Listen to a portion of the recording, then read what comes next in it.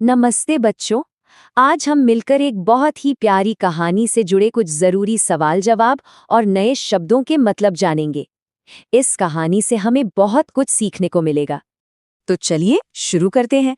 हम इस कहानी की गहराई में उतरेंगे और कुछ ऐसे सवालों पर बात करेंगे जिन पर हमें सोचना चाहिए। तैयार हैं सब? मैं एक एक करके सवाल पूछूंगी और आप सब भी मेरे साथ साथ जवाब सोचने की कोशिश करना। तो सबसे पहला सवाल ये है कि क्या उस पक्षी की जान बचाना एक सही काम था? जरा सोचिए तो। हाँ, मुझे यकीन है आपने यही सोचा होगा। पक्षी की जान बचाना बिल्कुल सही काम था। क्यों? क्योंकि किसी भी बेजुबान, निर्दोष जीव की जान बचाना ये तो सबसे अच्छा काम है ना? चलिए अब आते हैं दूसरे सवाल पर। शिकारी क्यों सोच रहा था कि वो सही है, और क्या उसका तर्क मतलब जो वो वजह बता रहा था वो सही थी? इस पर थोड़ा ध्यान से सोचना। देखिए, शिकारी का सोचना ये था कि भाई मैंने तीर चलाया, मैंने उसे घायल किया तो वो पक्षी मेरा हुआ। लेकिन क्या ये बात सही है? नहीं, ये तर्क बिल्कुल गलत है। किसी को चोट पहुंचाकर या नुकसान पहुंचाकर हम उस पर अपना हक नहीं जता सकते। हमेशा याद रखना, मारने वाले से बचाने वाला बड़ा होता है। अब आता है हमारा तीसरा सवाल। कहानी में माँ ने राहुल को खुद फैसला लेने के लिए क्यों कहा? वो चाहती तो खुद ही बता सकती थी कि क्या सही है क्या गलत। फिर उन्होंने ऐसा क्यों किया? वो इसलिए क्योंकि माँ चाहती थी कि राहुल केवल सुनकर बातों को न मान ले, बल्कि वो खुद सोचे, अपनी समझ का इस्तेमाल करे। जब हम खुद सोचते हैं तभी तो हम सही और गलत के बीच का फर्क पहचानना सीखते हैं, और ये सीख जिंदगी भर काम आती है। अच्छा, अब एक और मजेदार सवाल सोचते हैं।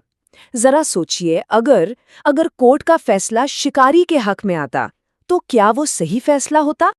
नहीं, बिल्कुल नहीं होता।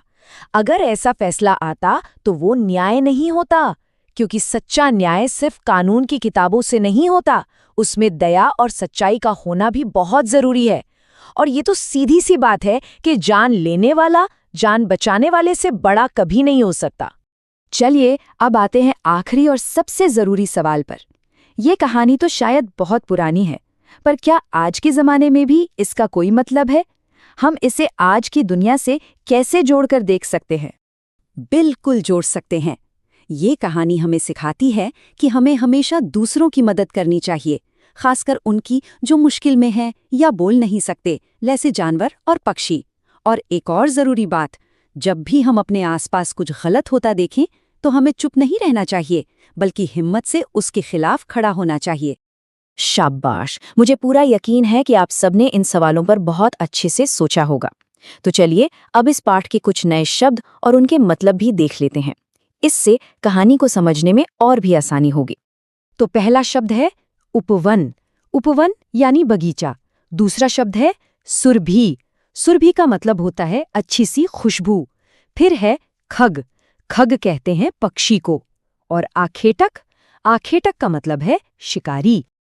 अगला शब्द है विवाद। विवाद का मतलब होता है झगड़ा या बहस। फिर आता है न्यायालय।